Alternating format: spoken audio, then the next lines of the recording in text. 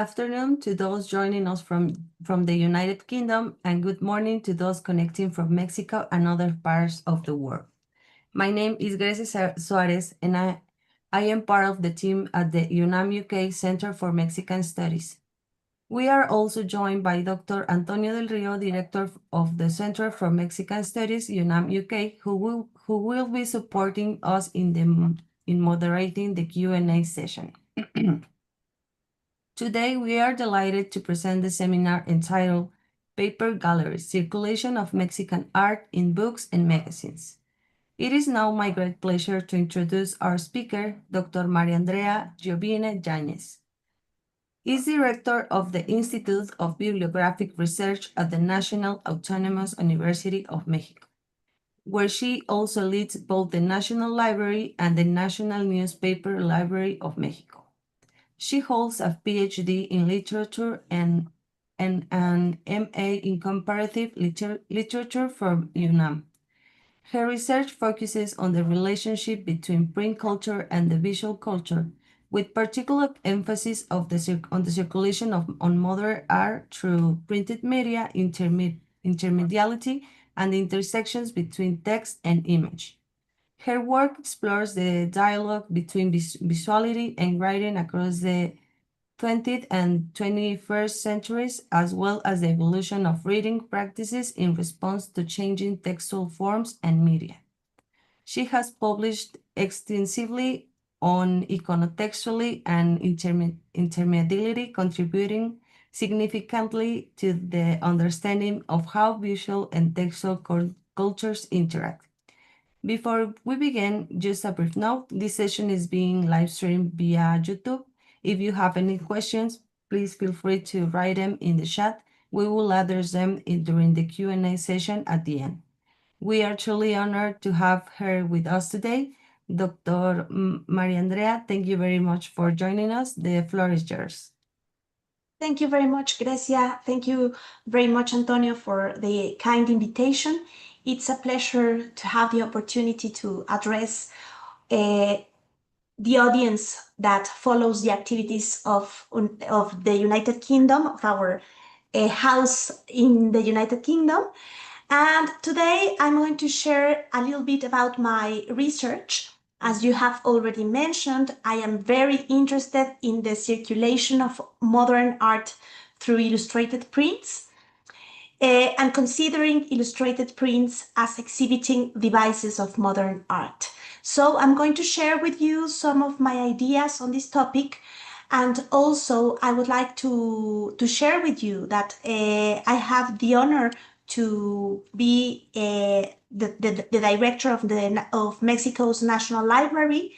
So what I'm going to share with you is also in the context of thinking libraries and archives of books and magazines as exhibiting devices. I deeply think that libraries are places where we can find not only ideas and texts, but also images in a very, very broad sense. So I would like to start with the idea that summarizes my research. The main objectives of my research is to demonstrate that illustrated prints are central elements for the dissemination of modern and contemporary art, that they are vital for the creation of visual repertoires and aesthetic, ideological, and cultural imaginaries. And I aim to propose that illustrated prints are curatorial devices, that is, specific art exhibition devices that generate their own ways of seeing. And as I have just mentioned, in this context, I think the role of libraries is very, very important, as am I going to show you in this conversation. If I were to ask you if you have in your home works by Rembrandt, Goya, Picasso, Rufino Tamayo, Diego Rivera, what would you tell me? Probably that you don't. However, I would say that you do. Maybe not on your walls, but in your personal libraries. Someone might tell us that we have never seen the Taj Mahal, the Chinese wall, or Pompeii's mosaic paintings, but we have. Maybe not in their original materiality, but through their reproductions and endless travels through print culture. A lot of the world we have seen and the way we have learned to see it is thanks to the image on the page. As it has been mentioned, I am in Mexico, I am from Mexico, where, as you know, the Spanish arrived during the 16th century and met many pre-Hispanic civilizations. The idea of that faraway continent called Europe, the European way of seeing the world, and the ways of representing it arrived through images on the page. The books and engravings brought by soldiers and religious men throughout the centuries, and even during most part of the 20th century, many artists learned about art technique and models by copying printed reproductions of paintings, sculptures, monuments, etc.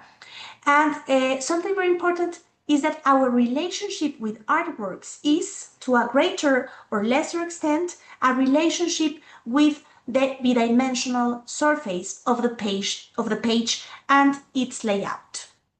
So this conversation, as I was telling you, aims to propose that throughout the 20th century, illustrated prints were fundamental devices for the display and circulation of modern art, which, through the page layout, produce specific modes of interaction with the works and which contribute to the generation of aesthetic repertoires and the expansion of the scopic regime of the readership. What I mean with scopic regime is that when we see the world, when we see art, when we see a different reference, our scopic regime constitutes and grows.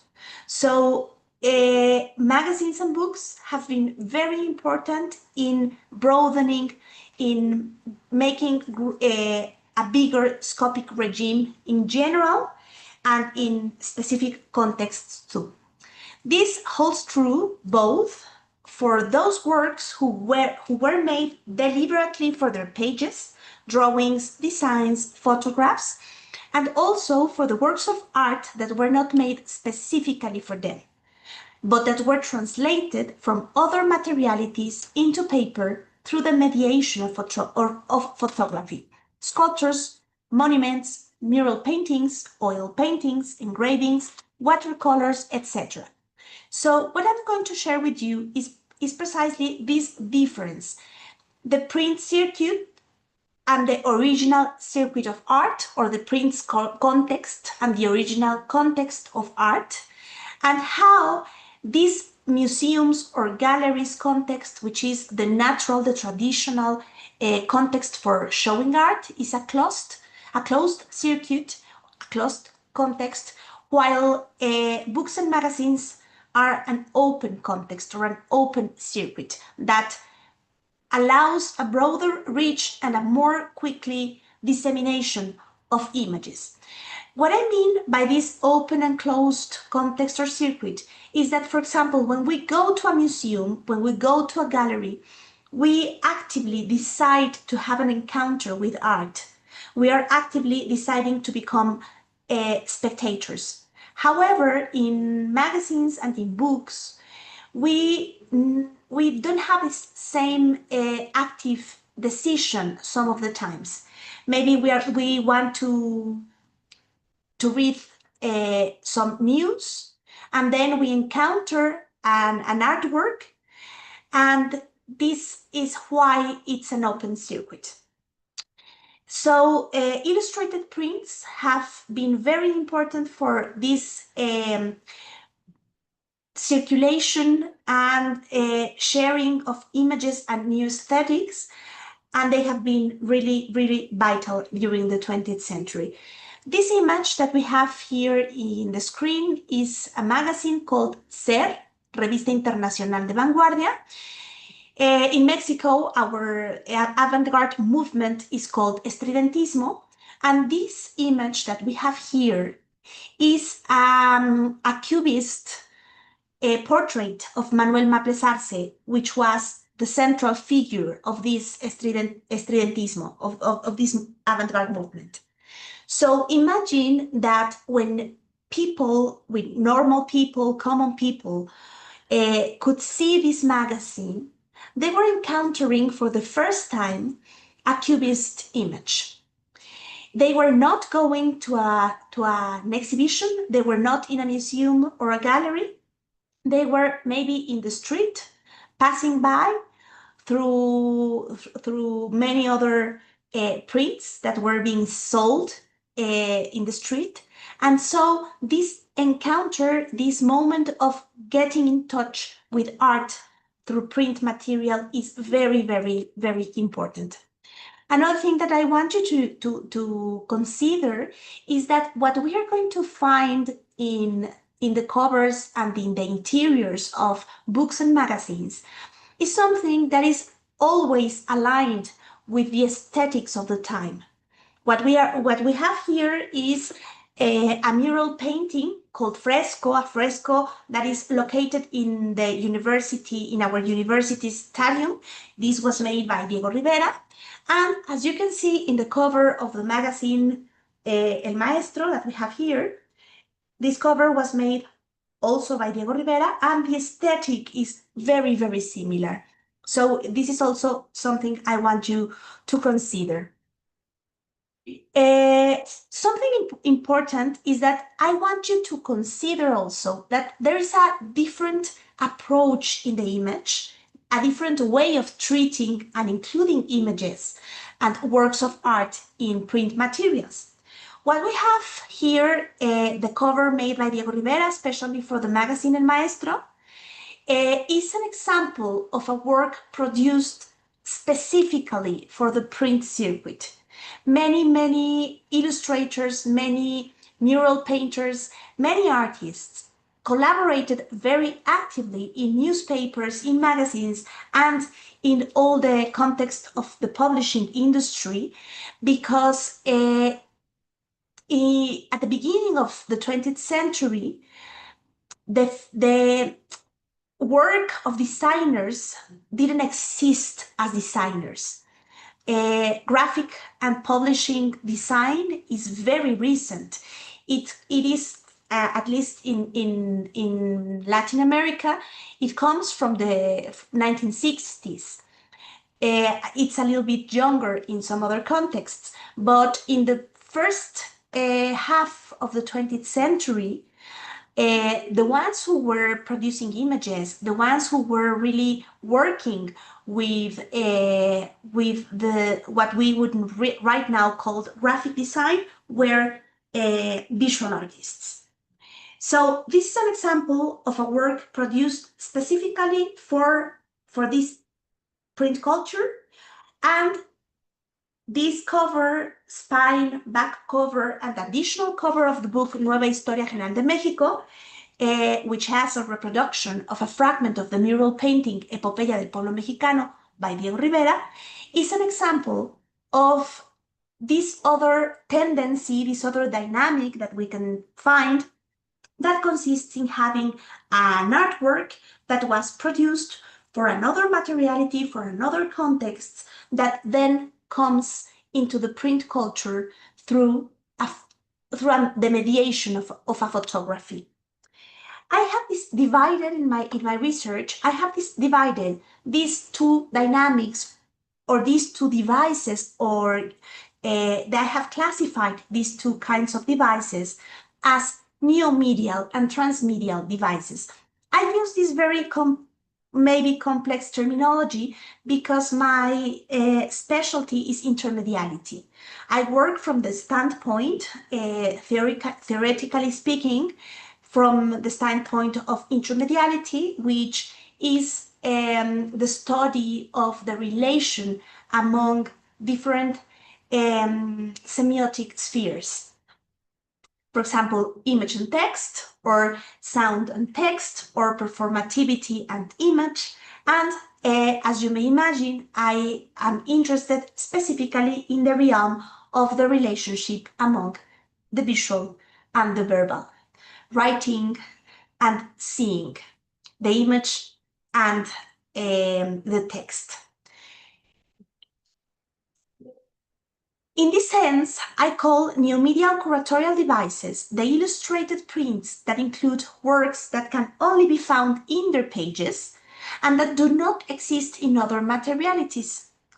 This cover made by Diego Rivera for El Maestro is not a mural painting, it does not exist outside of the page. On the other hand, I call transmedia curatorial devices the illustrated prints that include works that originally exist out of the page but are reproduced in them, acquiring a new context. Here we have, as I was telling you, two works by Diego Rivera, a cover made specifically for the magazine El Maestro, and this mural painting reproduced in a book cover by means of a medial and material translation from the mural painting into the paper.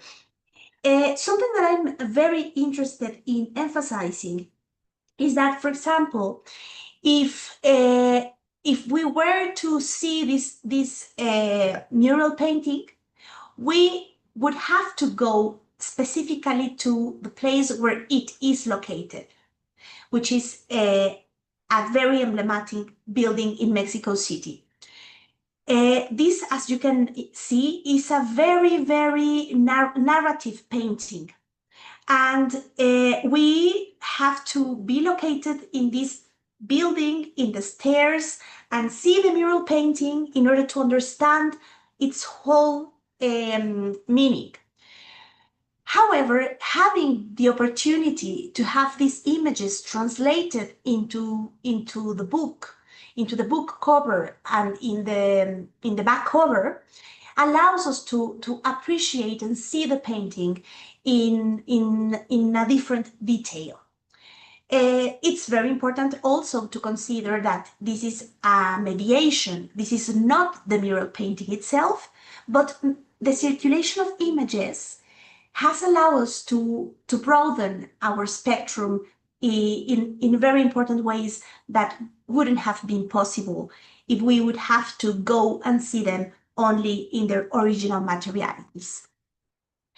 So, as I was telling you, my research work centers in the intersection among visual culture and print culture from an intermediate perspective, with a special interest in illustrated prints that include works of art, conceiving them as image-text curatorial devices that, through the layout of the page, work as paper exhibitions.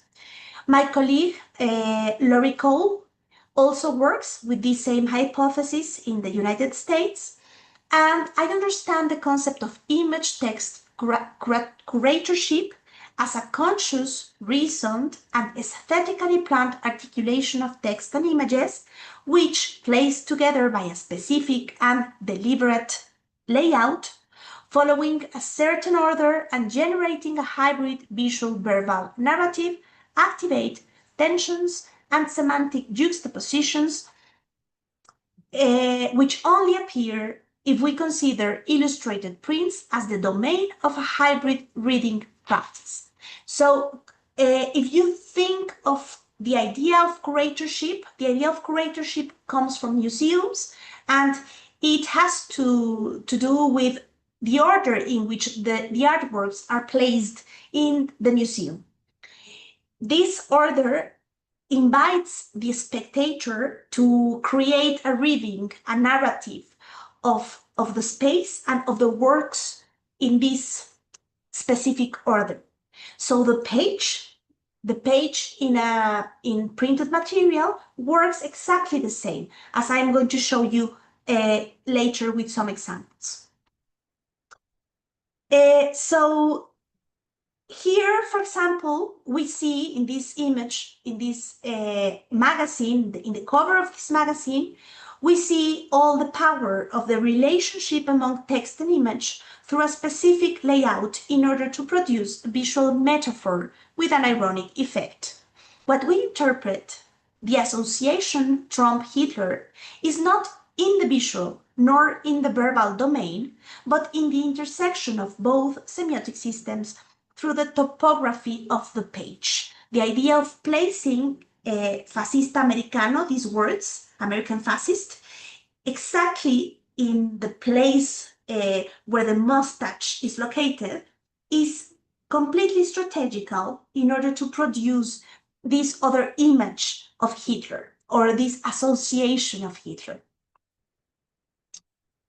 In my research, I'm interested in analyzing the nature and function of artistic images that circulate through illustrated prints, which belong to different materialities translated into paper, and I aim to analyze the material convergences or juxtapositions that can only happen in illustrated prints understood as specific media. And I would like us to consider the idea of media and the idea of illustrated prints as media. I consider illustrated prints as media in themselves, using José Luis Brea's definition of media as a specific system of knowledge distribution. In that sense, for José Luis Brea, each media is a different and specific system for distributing knowledge with its dynamics, its logics, its own ways of generating meaning. The circulation of works of art through print culture is different from their circulation in the world of galleries and museums due to various factors that I will not detail in this moment. What I am interested in emphasizing is that due to the sequential nature of illustrated prints and the nature of the page as an exhibition space, illustrated prints have an enormous curatorial potential and have both specific curatorial dynamics and different tempos from the traditional plastic circuit. An important example of this is how catalogs, the catalogs that are made after an exhibition, become a curatorship in itself. That is, they are legible, printed, or electronic objects that often show the works of art in a different order than the original curatorship, generating a new narrative or even impossible views that the spectator could not have seen and that belong, therefore, only to the realm of print culture. This, for example, is the top view of an installation by a Mexican artist that has gained a lot of attention in the international panorama, that is called Tania Candiani. And as you can see, this piece is called Supersimetria.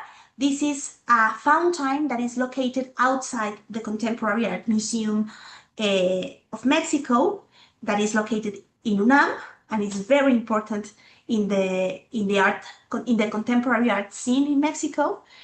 And as you can see, what we are watching here is a view from above of the installation. This is a view that is not possible to see with our real eyes when we go to the exhibition. This is only possible because this was taken by a drone. So the catalogs of exhibitions function in many ways as new views of the works of art, as they show us works of art sometimes in a different order, establishing new narratives, as I was telling you, or they show us details or different views of the works of art that could not have been possible being there. So they become a different space.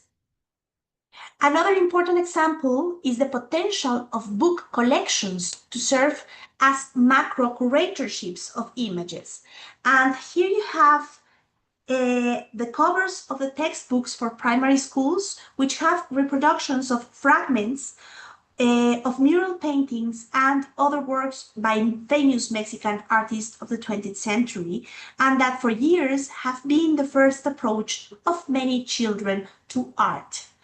So this is very important because these books are made by the Secretaría de Educación Pública, which is the instance that coordinates everything that has to do with education in Mexico. And these books are distributed in all schools, in private and public schools. So the idea of having fragments of important Mexican works of art in the covers of these books has been very, very important through the years, because even if these books have changed through the years, this idea of having works of art has been more or less a permanent idea. And for many, many kids, for example, I'm thinking not the ones who live in the city, but the ones who live in very distant and geographically difficult territories from Mexico. These books have been sometimes their only and their one and only approach to art in their lives. So as you can see here in the whole image, these images become like a very broad repertoire of works of art, of Mexican works of art.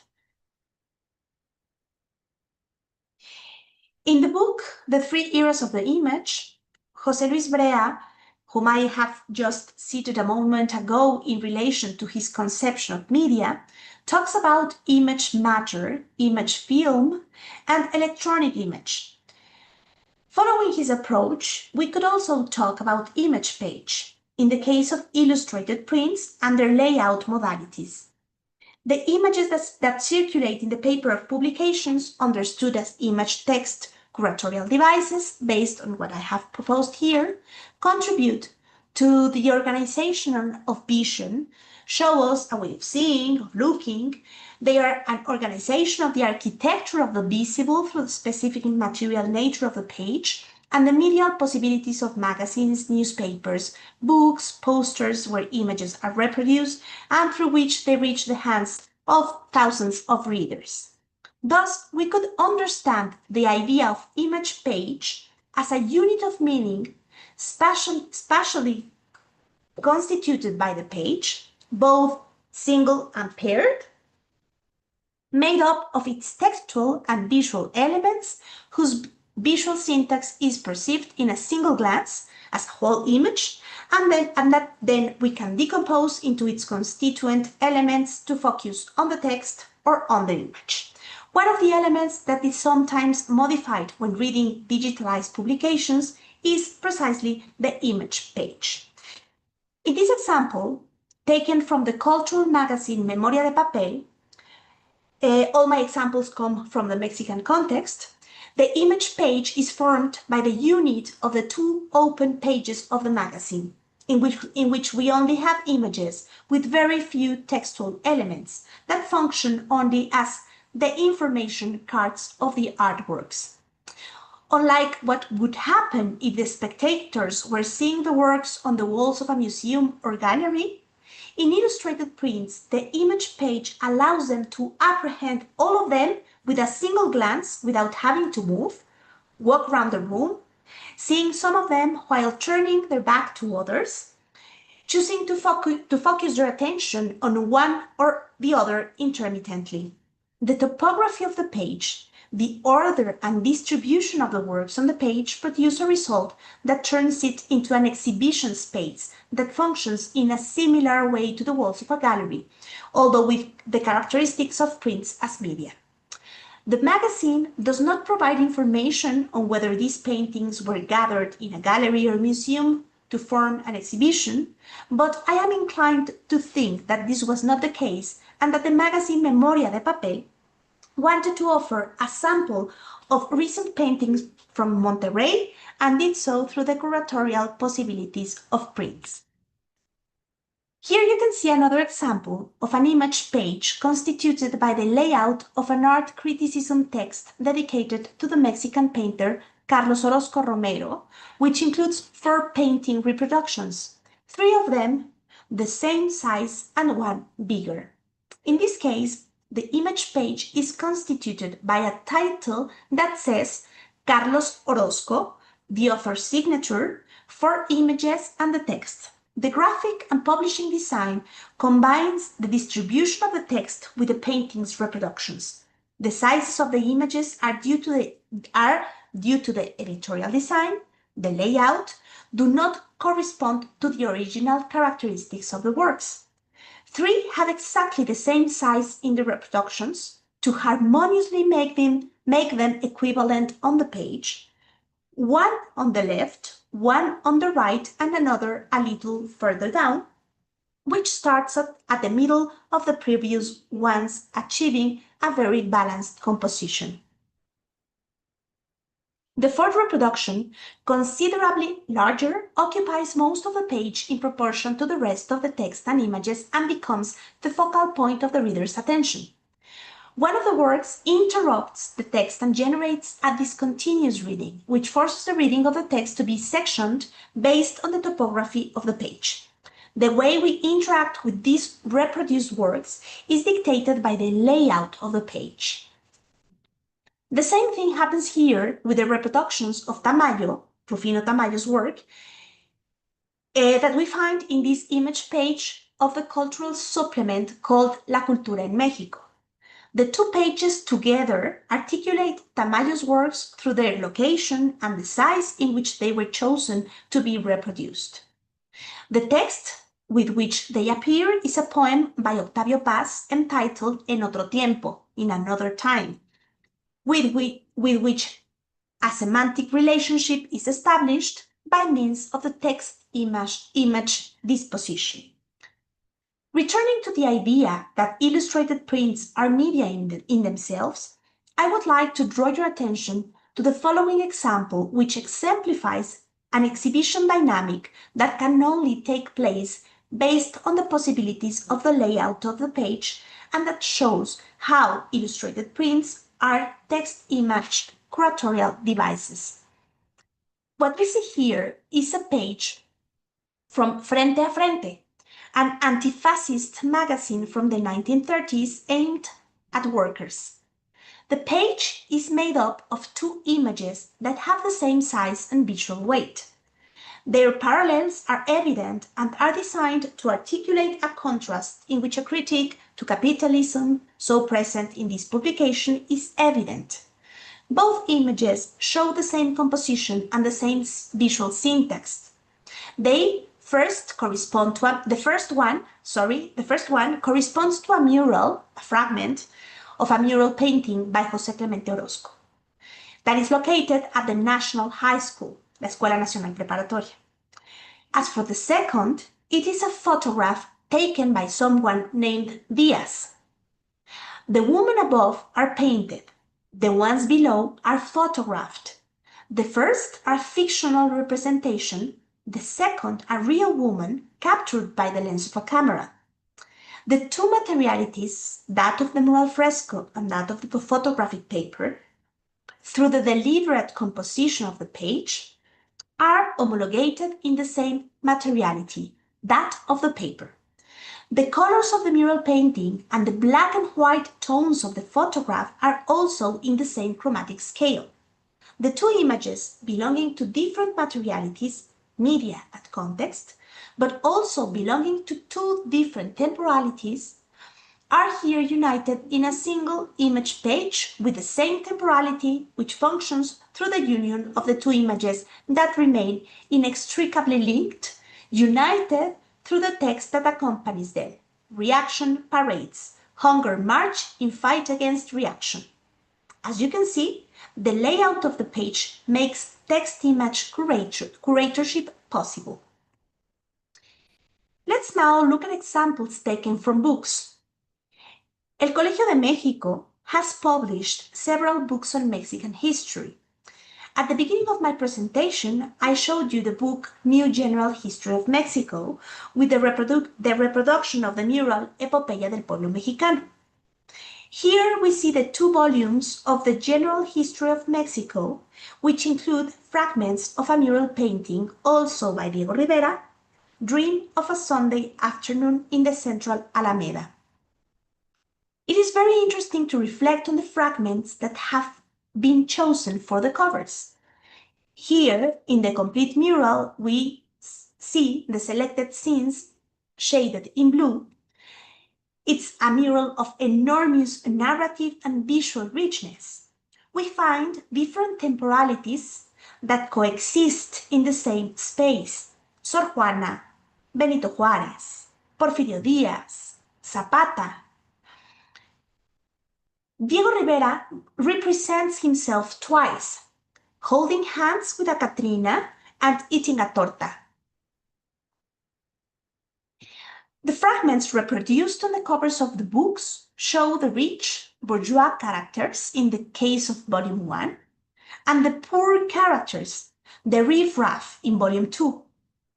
By leaving out all the rest and choosing only these two scenes, the covers of the two volumes visually emphasize the polarity, the contrast between the social classes of a country like Mexico. In all the previous examples, illustrated prints are functioning as transmedial curatorial devices, since they are translating works from other materialities into paper. Now, I want to show you a neomedial example. The beautiful end leaves of the edition of the poem Canto General made by the Chilean poet Pablo Neruda, which were made by Diego Rivera and David Alfaro Siqueiros. This is the one made by Alfaro Siqueiros, and this is the one made by Diego Rivera.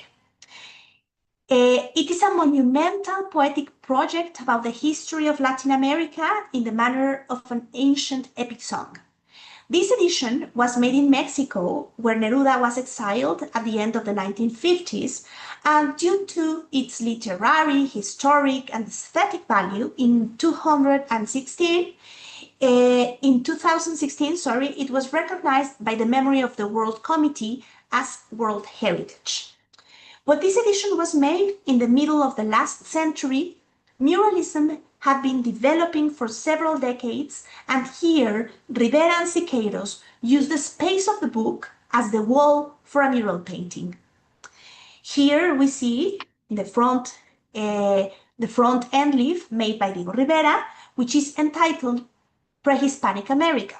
The work alludes to the Mayas and the Incas, exalting the images of indigenous people and prehispanic culture. As can be clearly seen, both Rivera and Siqueiros are using the space of the end leaves as if they were paper walls, and are translating the visual logic of muralism into paper. Both works have all the imprint of the two painters. Rivera is much more narrative, as he liked his murals to be, and is full of elements that the reader must decode and add in a complex visual syntax. On the other hand, Siqueiros' end leaf, unmistakable in his style, is also related to his thematic and stylistic concerns and reveals a cosmic man emerging from a kind of lava with his arms extended upwards, a metaphysical man who metonymically seems to embody the Latin American man. Here, the layout of the page, the image page, establishes a parallel with the material surface of the mural painting, although obviously with differences with respect to the space and the architectural dimension that the mural painting capitalizes versus the accessibility and portability of illustrated prints as exhibition devices. As curatorial devices and art archives in themselves, illustrated prints have their own characteristics that impact the circulation of art and the generation of different ways of seeing, which are not present in other forms of art display. Their exhibitive dimension goes hand in hand with the page layout and the graphic and editorial design. This is the case of the relationship between text and images, which generates specific semantic tensions and collaborations. The fact that certain images appear articulated to certain texts generates a unique curatorial narrative. The possibility of zooming in images, a resource through which the spectator's gaze is guided towards some specific detail of the works, something impossible to do in a physical curatorship. the possibility of joining on the page works that would be physically difficult to bring together for geographical or material reasons. Here, for example, we have 5 portraits by Orozco. 3 of them are lost, so they only remain as reproductions in the book La Nube y el Reloj. In this sense, the articulation of these 5 works is possible only in the image page. The possibility of showing close-ups or views of works that the reader could not have seen out of the page, even if he was in front of the originals, as we see here with the reproduction of the dome of the Hospicio Cabañas painted by José Clemente Orozco. The possibility of being registers and archives of ephemeral or lost works. Here we have precisely an ephemeral mural that was able to be seen in the pages of the magazines and books, and the possibility of having a meta-curatorial spirit, showing in their pages how the physical curatorship of certain exhibitions was carried out, or establishing in their pages a new order of appearance for the reproduced works, thus establishing a new curatorial narrative. As we have seen, thanks to the layout, the topography of the page, the text-image combinations, and the resources that illustrated prints have as specific media, they are curatorial devices fundamental for the circulation of art, both in a transmedial or neomedial dynamic, depending on whether the works were made specifically for their pages or were included in them through a process of medial and material translation through photography. Thank you very much for your attention. Thank you, Dr. Giovine Yáñez. Thank you very much for this rich and insightful presentation. And right now we have a question, direct question about maybe the last part of your talk. And it's because the new technological options. And it says, how might digital platforms reshape or extend the idea of paper galleries?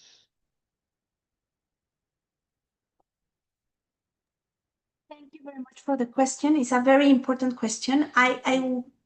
For time reasons, I didn't get into the digital part of the debate, but digital platforms have been really very important for the dissemination of art and for making art enter into our daily life. Imagine that many years ago, the only way of seeing an artwork was really going and being in front of that artwork. But now we have created many different mediations that make possible to see an artwork in a different way. One of them obviously was books, printed images. And this is very, very important because, for example, when, as I was telling you at the beginning in a very quick way, when the Spanish arrived into America, they came with books, they came with printed material, and these images made possible the contact between the codex, the original pre-Hispanic images and text, and something that evolved through watching images that were printed in papers. And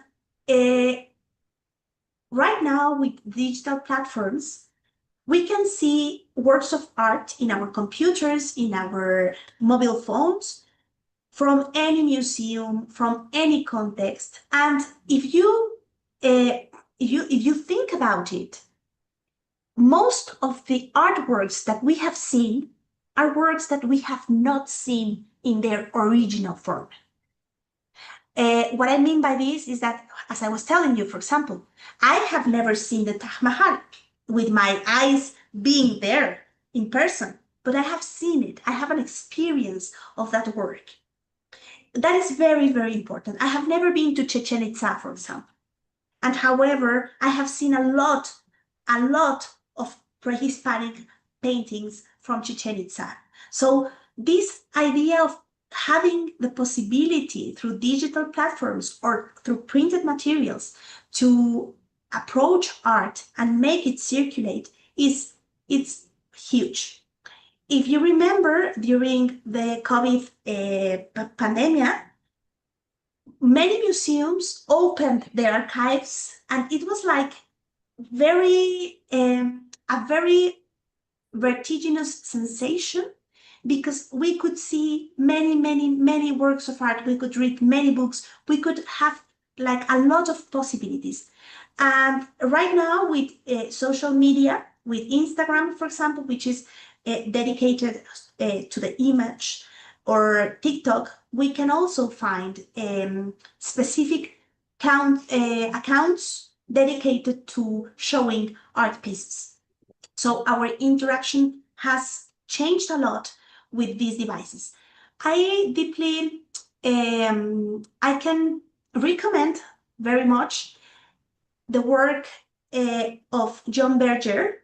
He made, in the 70s, he made a very important documentary. He is a British author, and he made it, the documentary was made by the BBC, and it's called Ways of Seeing.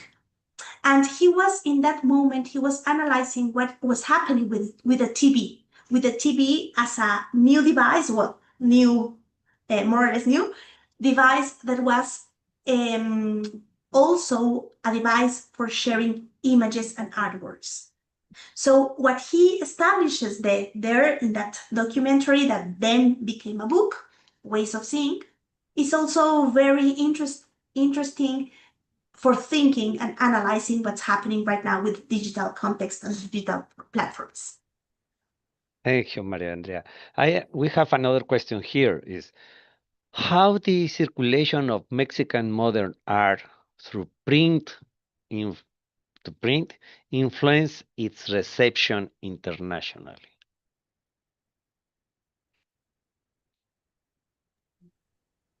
It's a very nice question, because it's I think it applies for all the contexts. I mean, in the case of Mexican art is able to arrive into other countries, into other contexts, thanks to print print material, and right now through digital platforms, of course. But this was the same in all contexts. For example, many of the works of art of the mural painters, Diego Rivera, Tamayo, Orozco, were known first, and in other countries, in their printed form, and not in the real painting, mural painting. There were many art critics, artists, spectators that have never seen a mural painting with their own eyes in the original materiality. And what is very important to mention concerning illustrated prints is that they are very accessible. They are portable. The artist could, or normal people, I mean common people, not dedicated to the art, could travel taking books, taking magazines. So works of art are very portable in that materiality. In their original materiality, it's very difficult. For example, a very interesting case is the case of surrealism. Surrealism arrived into Mexico very soon, and it was thanks to the magazines made by the group of the contemporaries, los contemporáneos. Then, when André Breton was visiting Mexico, there was a special issue of a magazine called Letras de Mexico that made a special number dedicated to surrealism. But it was not until the 1940s, I mean, many years afterwards, that an exhibition of surrealism was made in Mexico. So spectators could see surrealism works first through printed material and then in their original form. So that's very, very interesting. Thank you very much, María Andrea. And finally, I know that you are having another activities right now, but let us finish with this question. What is the future research directions do you consider most promising in the study of print and visual culture? It's a huge question because I think there are huge possibilities and very different possibilities. For example, for me, specifically speaking of my own research, I have just finished a book about this topic, Mexican art and print culture, that I hope we could have more or less soon. And there's another thing that is very interesting, that I find very interesting, and that is the relationship between art and language. I'm very interested also in art criticism, art critique, because it's an intersemiotic operation. You have to have the idea of translation in mind. You have a work of art that is being described through, that is a work of art, a work of visual art that is made with visual elements, and then it is translated into words through an exercise of art criticism, and someone reads that critique and translate again into images, into mental images, those words. So I want to explore the presence of art critique in Mexican magazines. I have also studied a lot visual poetry and experimental poetry, which is another very different kind of scene where the visual and the verbal or text and image things occur. And I think that right now we are in an intermediate stage of culture. I mean, our daily communication is always through text, but also video, also sound, also image. So we are right now, our reading consciousness is changing into a multimedia reading consciousness, where reading is not only reading text or words, but reading also in a much broader sense. María Andrea, thank you very much. This is very rich and insightful presentation. Thank you very much. And I thank you and thank you to all our audience for joining us today and for your thoughtful question. On behalf of the UNAM-UK Center for Mexican Studies, we truly appreciate your participation and interest in our activities, and we warmly invite you to stay connected with us and join us in our upcoming events. Thank you very much, María Andrea. Thank you very much to everyone. Thank you so much. I love the work that you are doing, and it's a very important work in order to making Mexican culture circulate. So thank you very much, dear Antonio. Thank you, María Andrea. And thank you to your kind audience for the interest and for their questions.